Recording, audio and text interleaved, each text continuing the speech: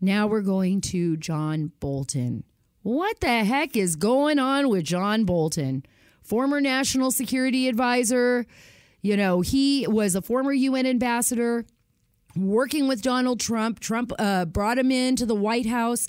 I was always a little bit concerned about this. I got to tell you, even when President Trump brought him into the White House, I was thinking, these are very two type A personalities. And John Bolton's got his own way about him. He's very stern. He's not afraid to say what he's thinking at any point in time. And right now it appears that he's being a little bit vengeful, according to people that I've been talking to. And why do I say this? Because I think you've all seen the news and have heard that John Bolton actually, parts of his book have been leaking to the press. The New York Times has written about this. Other news outlets are writing about this.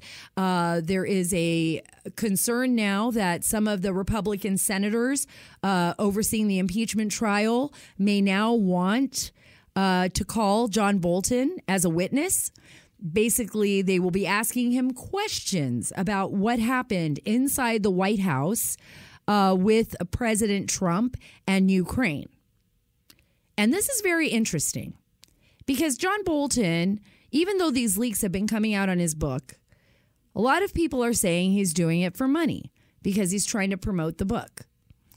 I don't know if that's true or not. I haven't talked to John Bolton about this. I've spoken to him only a few times way in the past before he became the national security advisor. But he and President Trump had a big falling out. And now what we're seeing is a little bit of I'm going to get you back action here in Washington, D.C. But I'm going to tell you this. Even if John Bolton and President Trump had these, by the way, it's protected under executive privilege. Any kind of disagreements, which President Trump said he did not have with him over Ukraine, that he did not discuss with him over Ukraine. But if they had any sort of disagreement whatsoever, those disagreements happen inside the White House. President Trump has executive privilege.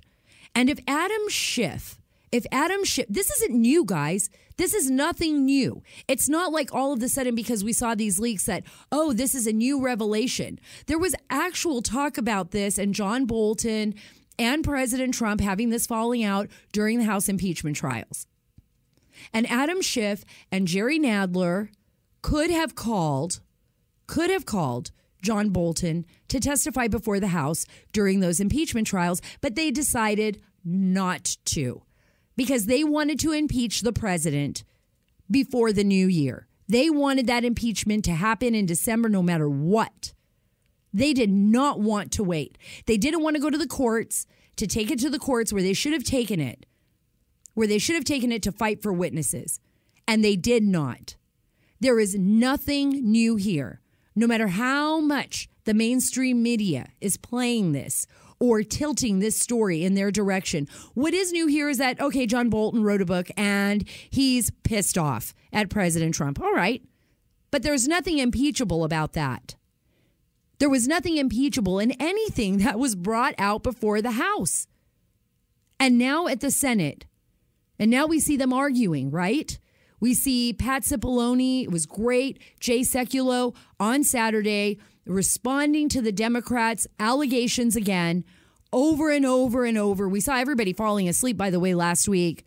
People playing tic-tac-toe on the Senate floor, people walking around, pulling out their hair, slapping their faces, trying to keep themselves awake. Okay, I did a little bit of shifting there. I thought it was dazzling. Dazzling.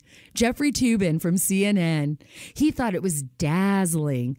Adam Schiff's remarkable, dazzling speech, filled with inaccuracies and lies, by the way. So embarrassing for Jeffrey Toobin. I'm sorry. That's just so embarrassing. You just don't ever say that about Adam Schiff, that he was dazzling. But he did. So that's what we saw. We saw people frustrated. I think there were even some videos of people playing with fidget spinners, like as they were sitting there trying to stay awake. I mean, this is crazy. And then on Saturday, remarkable comeback with Pat Cipollone and Jay Sekulow. But of course, it's on a Saturday. That's when they start the response to the Senate. This is the president's defense team responding to the Senate.